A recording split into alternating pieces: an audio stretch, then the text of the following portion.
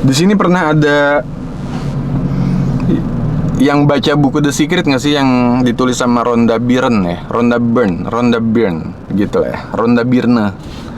Gue yakin banyak banget yang pernah baca buku The Secret. Itu adalah buku pertamanya Rhonda Byrne tentang ini ya, self improvement atau apa ya, motivasi ya. Tapi anyway, setelah buku The Secret-nya meledak, akhirnya dibuatkan ke dalam bentuk film dokumenter juga. Akhirnya si Mbak Rhonda ini nulis buku lagi dengan tema yang sama, tapi judulnya beda ya. Ada The Power, ada banyak ya, banyak banget ya. Kamera gue panas nih. Cuacanya emang lagi panas sih. Anyway, The Secret ini waktu itu gue beli tahun berapa ya? Kayaknya gue masih kuliah atau setelah gue lulus kuliah ya.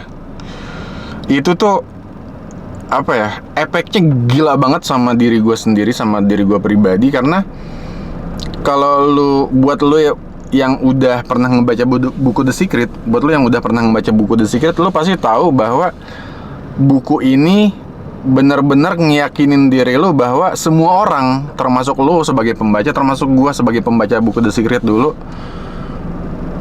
punya hak untuk bahagia gitu. Kalau misalkan lu nggak bahagia, ada apa tuh? Oke. Kalau lu nggak bahagia, artinya ada yang salah sama hidup lu. Ada yang salah sama... Nah, The Secret ini menekankan 3 hal. Yang pertama, kata-kata lu harus benar kalau lu mau bahagia. Pikiran lu juga harus benar kalau lu mau bahagia. Terus kelakuan lu juga harus benar kalau lu mau bahagia. Jadi kalau lu mau bahagia, bahagia tuh maksudnya banyak hal ya. Lu punya banyak uang, lu sehat, hubungan lu dengan keluarga dan teman-teman lu juga sehat. Pokoknya bahagia secara paripurna, secara keseluruhan ya. Itu kata-kata lu harus benar, atau pikiran lu harus benar. Jadi jangan sampai lu mikirin bahwa gue gak punya duit. Nah, di ilmu The Secret, di ilmu Law of Attraction ya namanya, itu salah men. Lu jangan mikirin lu gak punya duit, walaupun mungkin realitinya lu gak punya duit. Karena ketika lu berpikiran lu gak punya duit, maka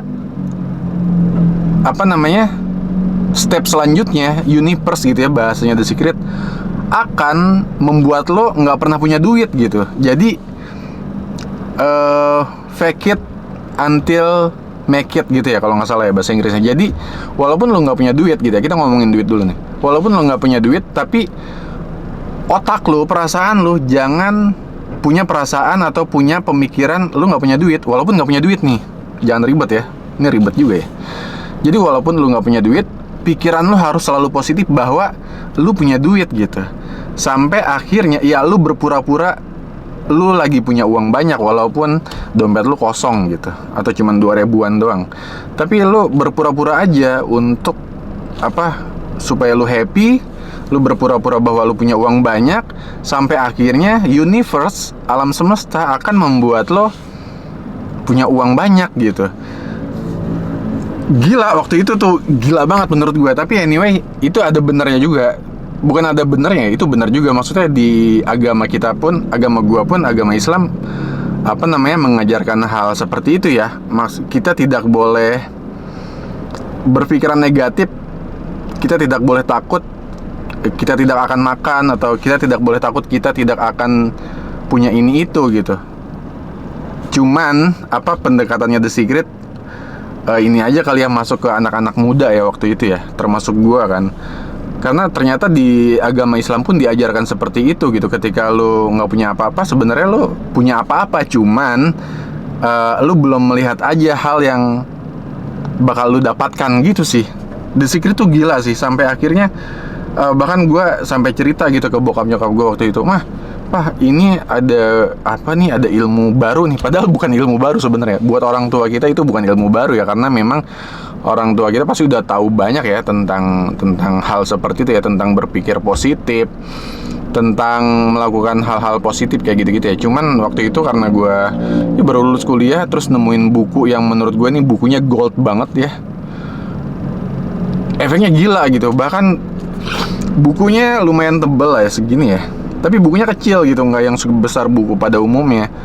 Tahu lah lu ya, yang udah baca sih tahu ya. sampai akhirnya itu kan ada banyak bab ya, bab keuangan, bab kesehatan, bab relationship.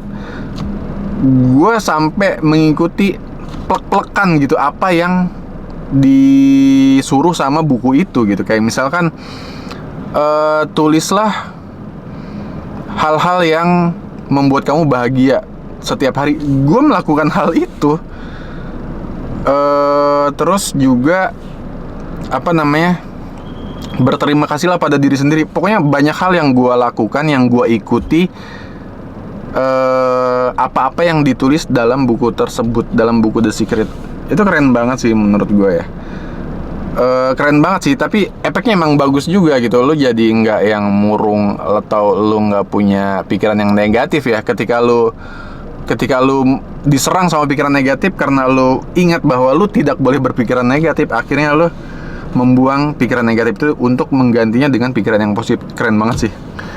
Anyway, buat lo yang The Secret banget lah pada waktu itu, komen di bawah dong. Kita ngobrol bareng-bareng. Segitu aja kali ya. Thank you. Kameranya panas gitu nih suhunya.